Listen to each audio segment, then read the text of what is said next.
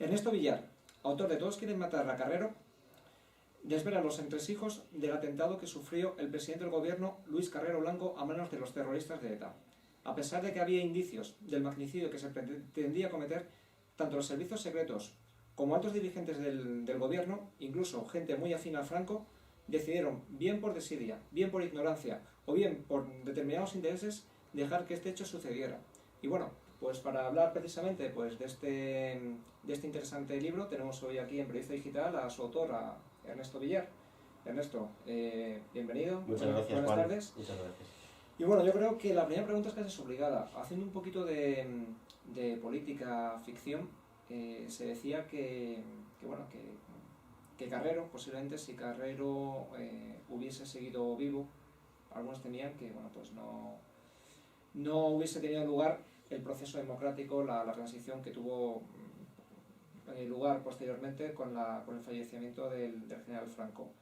¿Realmente hubiese pasado eso? De haberse ido Carrero vivo, de no haber fallecido en ese atentado, ¿el rumbo de España hubiese sido diferente? Pues esa es una de las sorpresas que me llevé yo en la investigación y que espero también pues, que sorprenda de alguna manera al lector, y es que yo creo que no habría cambiado nada. Carrero Blanco tenía la imagen de un hombre duro, en muchísimos aspectos era más franquista que Franco, pero sobre todo era una persona pragmática y era consciente de que no iba a contar con los apoyos para hacer, digamos, el milagro de un franquismo sin Franco. Hay un detalle muy importante y que pasó desapercibido, y es que el propio Carrero le había prometido al rey que cuando Franco muriese, si el rey, entonces príncipe, se lo pedía, él se iba a retirar de la partida sin dar la batalla. Es decir, Carrero no habría sido un obstáculo para la democracia. La imagen que daba era justo la contraria. Se dice en el libro, cuentas, Ernesto, que bueno, una de las características de Luis Carrero era que, bueno, pues parece ser que le fastidiaba bastante ciertas corruptelas que ya se iban dando en algunos dirigentes del gobierno. Hablar del caso Matesa, por ejemplo. Quizá también esa especie, digamos, de honradez con la que predicaba Carrero, incluso él mismo llevaba una cierta vida que no era una vida propia de alguien de un presidente del gobierno. Prácticamente bueno, pues no gozaba de una gran seguridad, vivía en una finca relativamente, pongamos, modesta. Quizá también por ahí vienen esas insidias, esos deseos por parte de determinados dirigentes de que esto sucediese. Yo te cuento una anécdota y que sirve un poco de percha para contarlo, que es el bolígrafo de Carrero. Hay una anécdota muy esclarecedora. Su jefe de gabinete lo cuenta. Carrero Blanco tenía un bolígrafo con papel celo, que era el que usaba, y entonces entró en el despacho y le dijo: pero hombre, cambie esto, que tenemos presupuesto para bolígrafos. Y él dijo que hasta el último duro del Estado era sagrado y no permitía que le cambiasen el bolígrafo. Él era una persona súper austera, con sus virtudes y sus defectos. Él decía que la única propiedad que tenía, con bastante humor negro, era su finca, que su finca era la parcela que tenía en el cementerio, era su única propiedad. Y entonces él, llevando ese concepto monacal de la política, él lo quería llevar a todos los demás. Por eso él se volvió absolutamente intransigente, como comentabas, con cualquier corruptela que hubiese a su alrededor. Él creó un servicio secreto, que es el antecesor del CSIC, que es el SECED, un servicio secreto gobernado por el coronel José Ignacio San Martín, que tendrá un papel muy destacado en todo lo que sucedió aquellos días, y que se dedicaba a espiar a todos los hombres del régimen en todos los niveles de la administración, o por lo menos a tenerles controlados en muchos aspectos, y uno de ellos era qué hacían con los dineros públicos. Con lo cual se creó una especie de psicosis en el régimen. Cada vez que los agentes secretos del SECED quedaban a comer en un restaurante de lujo con tal director de tal empresa, con tal político, con tal jefe local, ya existía la psicosis de que Carrero Blanco se va a enterar de lo mío, o el gobierno ya sabe si yo soy más o menos limpio. Entonces, eso fue una de las cosas en las que él le granjeó muchos enemigos dentro del régimen. Él no estaba dispuesto a pasar ni una en este aspecto. Que además es curioso, porque uno de los personajes a los que creo que se sigue, o por lo menos parece ser que se piden determinadas informaciones, es a José María Ruiz Mateos, Sí, un personaje que está ahora mismo de moda, evidentemente, por el... Esa es una anécdota muy graciosa que la cuenta directamente la mano derecha del jefe de los servicios secretos de Carrero, que hasta ahora no había hablado y que hace muy poco, muy recientemente, escribió una tesis contando todo absolutamente, que se llama Juan Peñaranda. Y él desvela estas conversaciones secretas que digamos que han prescrito, entre comillas, con el paso de los años. En una de las comidas con Ruiz Mateos, el informe que dejan por escrito los agentes secretos es literal: no sabemos de dónde saca el dinero este hombre. Y luego hemos visto años después que la historia a veces se crea sus propias venganzas. Y que a veces se repite además. Efectivamente, efectivamente. A lo largo del libro, bueno, se cuentan varias veces el hecho de que, bueno, de que el asesinato, el atentado de Carrero Blanco a manos de los etarras era prácticamente la crónica de una muerte anunciada, lo sabía todo el mundo. Yo no sé si el propio Carrero era consciente, no era consciente de lo que iba a pasar, pero ¿cómo se puede explicar, hablamos del año 73, que con tanto tiempo de antelación, con tantas pistas, con tantos servicios secretos que estaban... porque además Franco lo que creaba eran varios servicios secretos, e incluso la propia CIA, que ya tenía también sus vinculaciones, sabían lo que iba a pasar, y sin embargo vemos que lo único que le ponen es otro coche más de, un coche más de seguridad. Cuando le nombran presidente, efectivamente. Yo en el libro he intentado, y he dado muchos datos al respecto, desmontar o por lo menos cuestionar dos mitos que llamo yo. Uno es que la culpa del asesinato es del muerto. Ese es el argumento que dan todos los que tenían la obligación de protegerle y no le protegieron. Efectivamente, Carrero era una persona muy difícil de trato, y dentro de eso volvemos al principio de esa idea de no hay que gastar, no hay que gastar. Él pensaba que su vida estaba en manos de Dios, sí. Era providencialista en ese aspecto, pero eso no quiere decir que él fuese un kamikaze, entre otras cosas porque con su muerte se llevó también dos vidas, la del chofer y el escolta. Claro, toda la gente que no cumplió con su obligación, su idea principal es que la historia les absuelva y vamos a echar la culpa al muerto que no se puede defender. Ese es uno de los mitos que yo creo que no se sostiene. Y el segundo, todavía más claro, es lo que se ha dicho durante años, que el atentado pilló con el pie cambiado al régimen y que no tenía ni idea. Yo he desmenuzado 20, y seguro que son más, 20 indicios que se desatendieron, clarísimos de que aquello iba a ocurrir. Y te pongo algunos ejemplos muy rápido y luego si quieres abundamos en ellos. Pues desde que unos meses antes los confidentes en el País Vasco francés, que son los grandes héroes olvidados de esta historia, los confidentes tanto de la policía como de la Guardia Civil, pasaron a Madrid, a la Dirección General de Seguridad, un listado con los 67 cabecillas de ETA, con nombre, apellidos, alias, cargo, teléfono, dirección, hábitos. Todos los que dirigían ETA, todos los que estuvieron durante más de un año deambulando por Madrid cometiendo todo tipo de imprudencias, y no se hizo nada, no tiene ningún sentido. Que quizá también puede venir a colación de que se tenía en aquella época digamos un poco la idea, tal vez equivocada, de que bueno, pues ETA prácticamente solo mataba en el País Vasco, o sea que fuera del País Vasco no se iba a atrever nunca a hacer este tipo de acciones, ¿no? Claro. Y menos cometer un magnicidio. Claro, yo creo que esa es otra fachada también que han utilizado los que permitieron o no evitaron que se produzca esto. ETA no había matado nunca fuera de España, pero los confidentes, un año antes, le habían puesto en bandeja a la Fuerza de Seguridad la operación Navidades Negras. Era una operación que los etarras habían pactado, habían acordado en una reunión. En esa operación se especificaba el objetivo del secuestro de Carrero y su esposa, el príncipe de Asturias y sus hijas, o el director de la Guardia Civil. Todo lo que en esa operación se fue anunciando se fue cumpliendo. Necesitamos dinero y explosivos.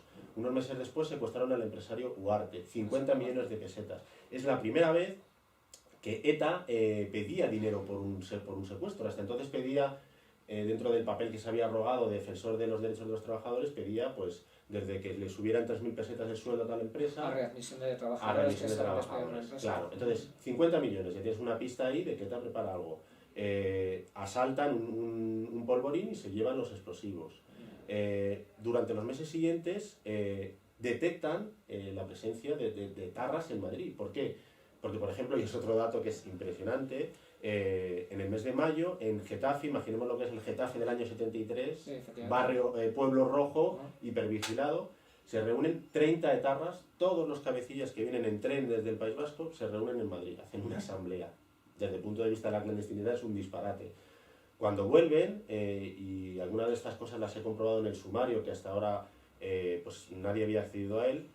Uno de ellos, por ejemplo, reconoce que viene de una reunión en Madrid. Pero no se le hace nada. Pero no se le hace nada. Y que le había dado dinero a un etarra. Entonces, claro, nadie piensa y dice, pero bueno, tenemos un etarra en Madrid y le han dado dinero. ¿Para qué? No tiene sentido. Como tampoco tiene sentido que justamente el mismo día, la misma mañana del atentado, incluso horas después, se cuenta, además lo cuentan también protagonistas, que no hubo ningún problema para salir, no solamente de Madrid, sino que incluso para circular a lo largo y ancho de toda España, incluso poder salir fuera del país, que no hubo un control especial, algo que dijeras que fuese extraordinario. Tampoco es algo que tampoco puede entenderse. No hubo ni estado de excepción, que es un invento muy cuestionado, pero bueno, tuvo sus pros y sus contras, que puso en marcha Carrero en situaciones anteriores. No hubo estado de excepción y no hubo operación Jaula. Los propios dirigentes vinculados al mundo de Abertzale no se lo explican.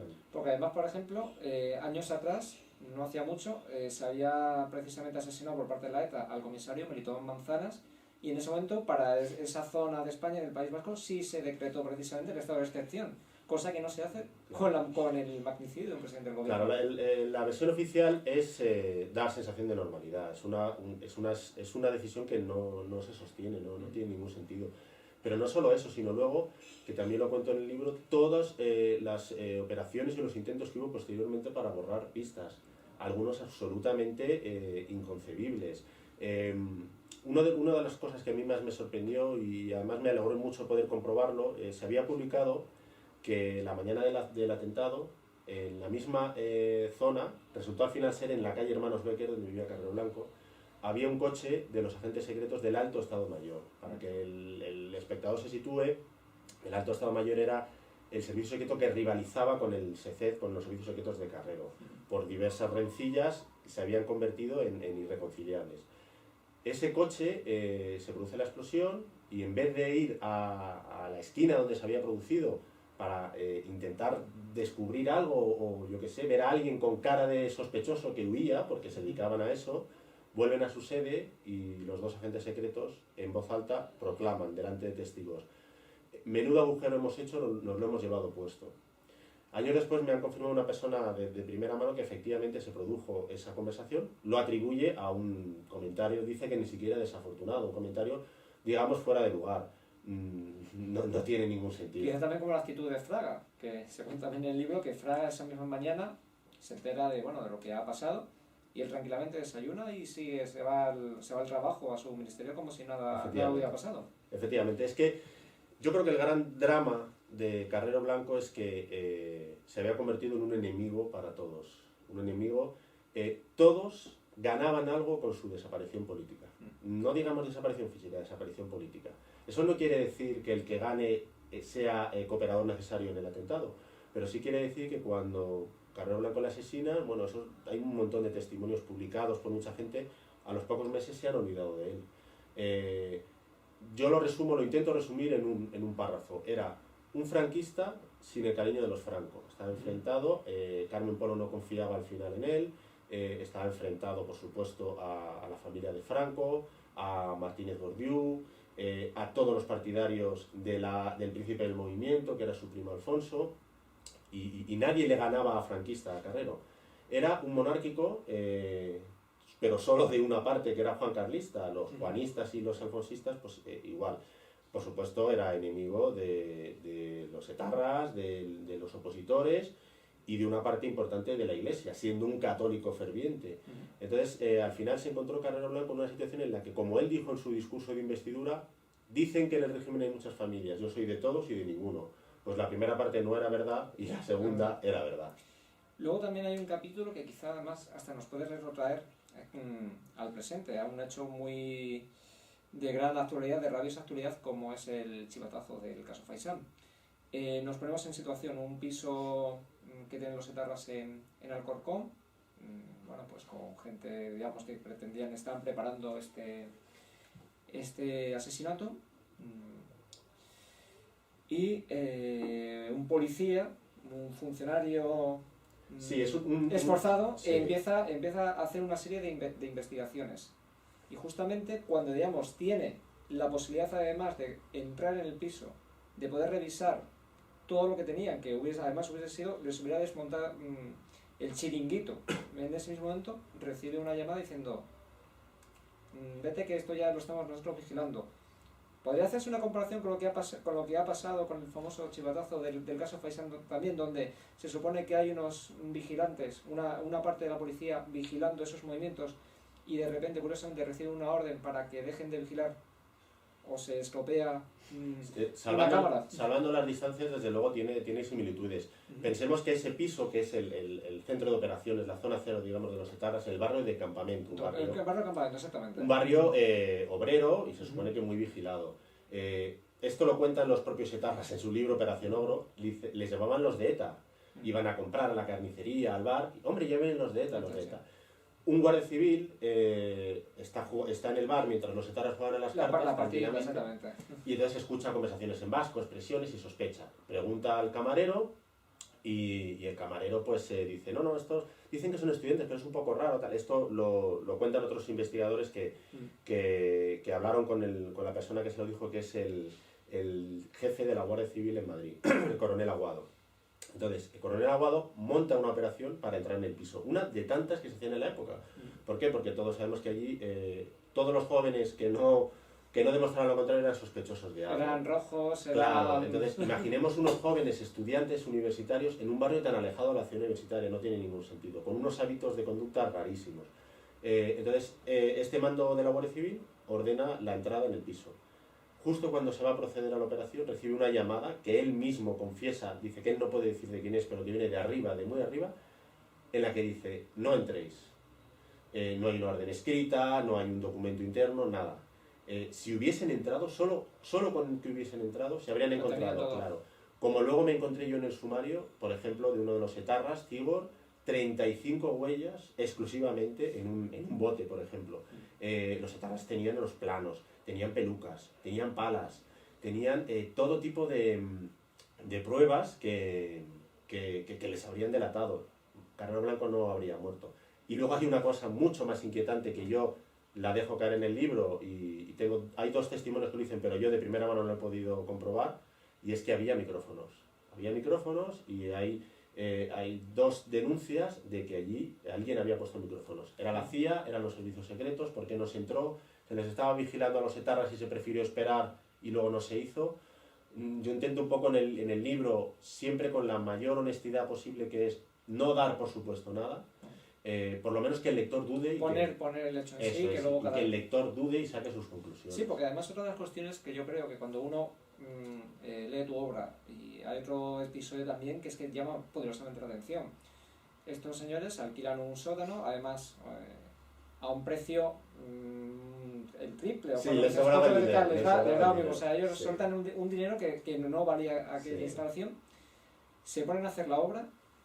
De hecho, incluso llegan a ser tan chapuceros que llega a caer un poco de asfalto, o sea, casi prácticamente el túnel se les queda a ras, faltaba poquito para que... Los tacones de las mujeres. Sí, los tacones de las mujeres, incluso un olor a gas, pero pestilente en plena calle, entran en comercios oliendo eso, al gas de aquellas grabaciones que están haciendo, y ni siquiera ni una lista de revisión.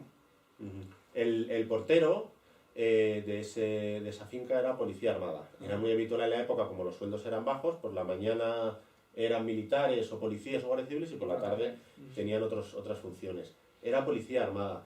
Yo cuento un poco, es un poco como humor negro, pero yo lo que me llamó la atención es que, bueno, podían haber pasado desapercibidos para policía armada, guardias civiles, agentes secretos, tal, pero que ni un solo conserje sospeche y que no haya nadie preguntado a ningún conserje de la zona.